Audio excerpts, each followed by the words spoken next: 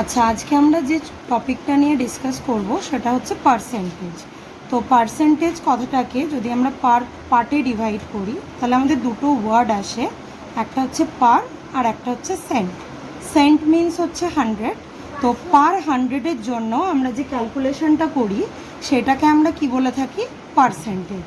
তো আমি এক্সাম্পল দিয়ে বোঝাই তাহলে জিনিসটা আরও ইজি হবে। আমাকে যদি একটা ফ্র্যাকশন দেওয়া থাকে আর সেটা যদি বলা হয় কনভার্ট ইনটু পার্সেন্টেজ, মানে এই নাম্বারটাকে আমাকে পার্সেন্টেজে কনভার্ট করতে হবে। আর পার্সেন্টেজের একটা সিম্বল হয়, এটা হচ্ছে পার্সেন্টেজের সিম্বল। তো এটাকে যদি আমাকে পার্সেন্টেজে কনভার্ট করতে হয় আমাকে 100 দিয়ে মাল্টিপ্লাই করতে হবে, কারণ প্রথমেই আমরা পড়লাম যে সেন্ট মিনস 100। তো 100টা আমাদের কাজে লাগাতেই হবে। তো এটাকে যদি আমরা 100 দিয়ে মাল্টিপ্লাই করি তাহলে সেটা পার্সেন্টেজে কনভার্ট হয়ে যায়।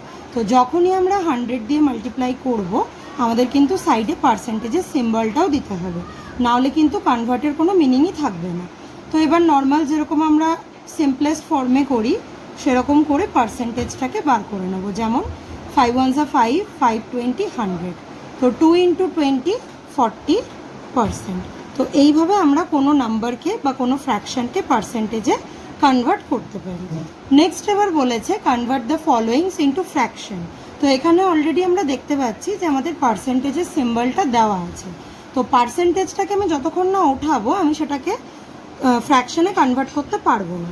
তো পার্সেন্টেজটা আনতে হলে আমাকে 100 ইন্টু করতে হচ্ছে। তো পার্সেন্টেজটা যদি তুলতে হয় তাহলে আমাকে 100 দিয়ে ডিভাইড করতে হবে।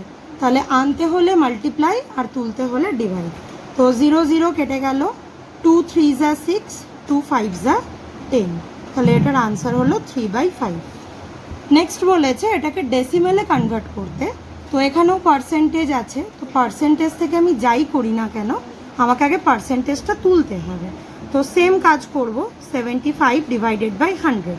এবার ডেসিমেলে একটা অ্যাডভান্টেজ আছে যে আমাদের এটাকে কাটাকুটি করার দরকার নেই। এটা দেখে মনে হচ্ছে যে আমরা এটাকে 5 দিয়ে ডিভাইড করতে পারবো দুটোকেই, কিন্তু করার দরকার নেই, কারণ লাস্টলি আমাকে এটা ডেসিমেলেই আনতে হবে।